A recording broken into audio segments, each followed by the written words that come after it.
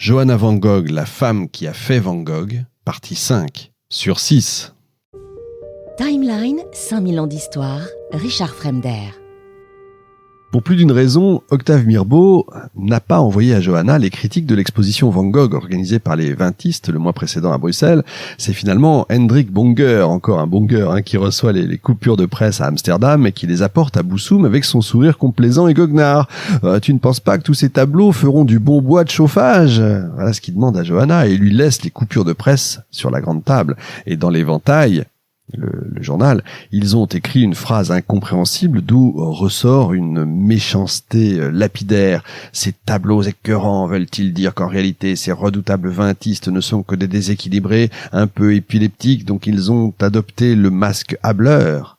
Il y en a une autre encore plus horrible, rédigée dans une prose de mauvais goût, le défunt Van Gogh qui, de loin, doit être très contrarié s'il voit les gens ébahis se tordre de rire devant ces épouvantables toiles.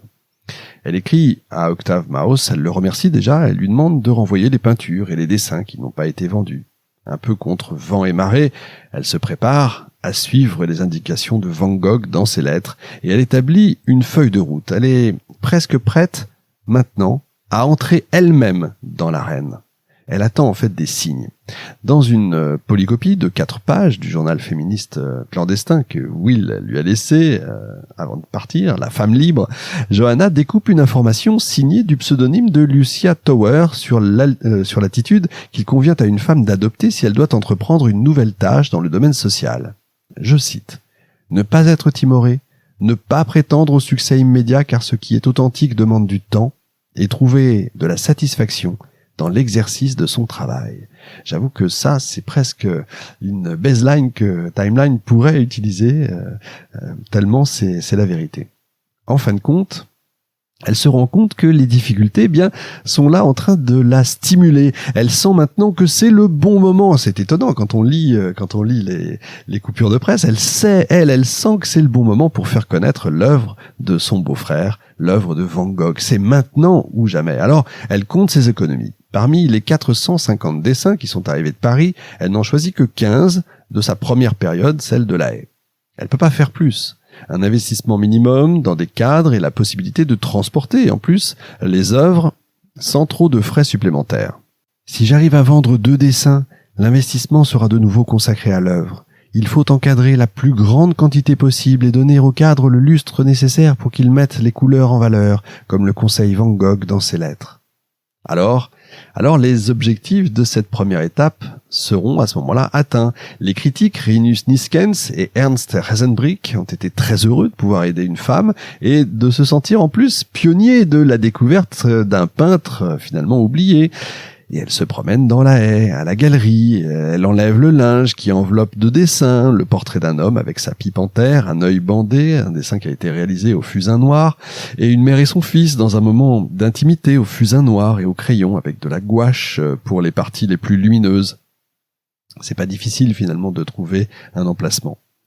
Il existe assez peu d'informations sur le succès de cette première présentation de Van Gogh en Hollande. À peine 2 paragraphes de Johanna dans son journal. L'exposition au Poulcry Studio ne s'est pas mal passée. J'ai vendu 5 dessins au total, de quoi encadrer ceux de la prochaine exposition. 4 nouvelles critiques, toutes favorables. Et Jan Toeroep est venu avec son épouse, Soleil. Et à peine a-t-elle fait connaître l'œuvre de Van Gogh, qu'elle se fait de nouveaux alliés. Toeroep, qui a connu Van Gogh 10 ans plus tôt, à ses débuts, est arrivé de voyage le jour de l'inauguration à La Haye.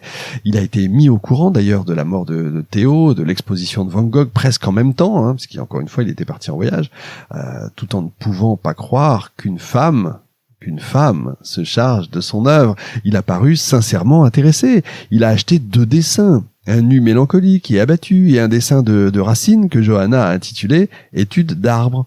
Intrigué par le reste de l'œuvre, il s'est engagé à rendre une visite à Johanna, à la Villa Elma, avec sa femme. Pourquoi à la Villa ? Comme je vous l'ai dit tout à l'heure, parce qu'elle a exposé là-bas tous les tableaux qu'elle a pu avoir.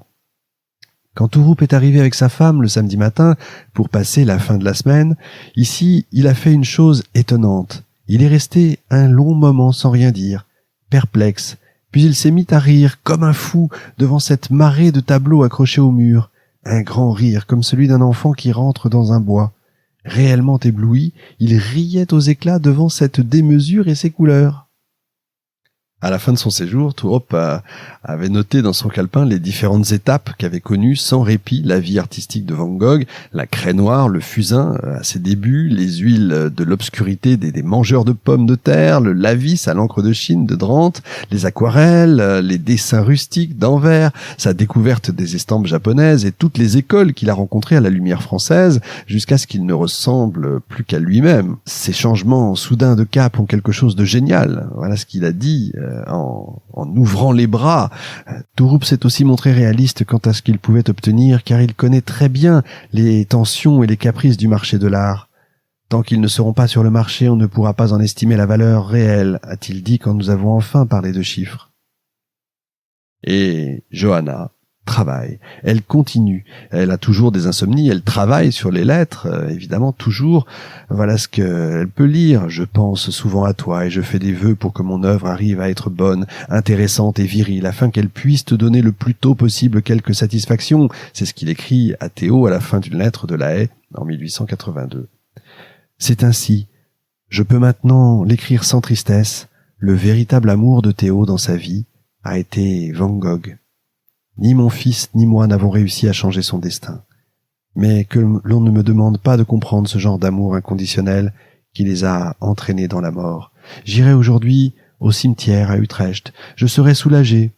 Ce n'est pas le moment maintenant et ce serait hors de propos, mais je promettrai à Théo qu'un jour je l'emmènerai auprès de son frère pour qu'ils reposent ensemble dans le cimetière d'Auvers. Les Toorop se présentent à la Villa Elma, fidèles à leur promesse, à nouveau. Yann lui dit qu'il a eu des conversations à Amsterdam et d'un ton discret et professionnel, il lui demande si elle approuve l'idée de 2 expositions en février. L'une à la galerie Bouffa, où on pourrait présenter des peintures, 10 peintures et 12 dessins. On peut en programmer même une autre en même temps dans une petite salle d'une association d'artistes avec seulement des dessins. Et il affirme que la presse ne pourra pas rester indifférente à 2 expositions, petites c'est vrai, mais simultanées.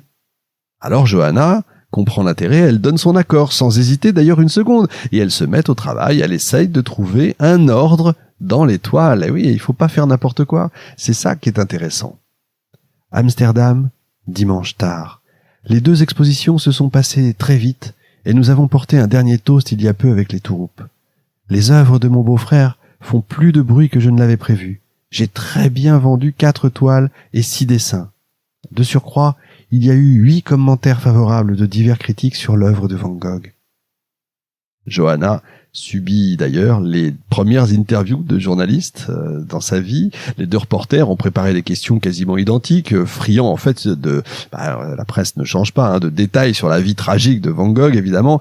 Ils aiment qu'il s'agisse d'un peintre oublié, qu'il ait été mystique, un fou, un homme à femme, qui se soit en plus suicidé dans la pauvreté sous le soleil de France. Tout ça c'est très beau, ça fait vendre. Comme s'il s'était servi de sa propre mort pour révéler l'éclat de son œuvre, écrira plus tard l'un des journalistes. Ces journalistes adorent donc les histoires qui ont une fin comme ça, les critiques, les reportages maintenant font de l'effet et commencent peu à peu à changer le destin des tableaux oubliés de Vincent Van Gogh. Le dernier soir de l'exposition à la galerie Bouffa, Johanna est abordée par Joseph Snyder, responsable de la galerie Oldenziel à Rotterdam. En parcourant la salle avec elle, l'homme dit simplement qu'un peintre n'a pas respecté les délais de livraison et donc il a de la place dans sa galerie à partir du 20 mars. La plus grande salle, 20 toiles et 20 dessins, c'est le nombre idéal pour cet espace, estime Snyder. Johanna, évidemment, dit oui, tout en sachant qu'elle n'a pas 20 toiles encadrées, pas d'argent pour commander le travail et qu'elle va devoir se dépêcher, travailler contre la montre. Et elle dit oui. Elle dit oui sans trop réfléchir, ce qu'on appelle aujourd'hui de l'over-promising. Oui, je vous promets, mais je ne sais pas comment je vais faire. Et quand il passe devant le portrait d'Eugène Bosch, elle se surprend un peu elle-même. Le cobalt est une couleur divine, rien ne le surpasse. Regardez, pour donner du corps à l'air qui entoure les objets. Voilà ce qu'elle dit au marchand de Rotterdam qui s'arrête devant le tableau.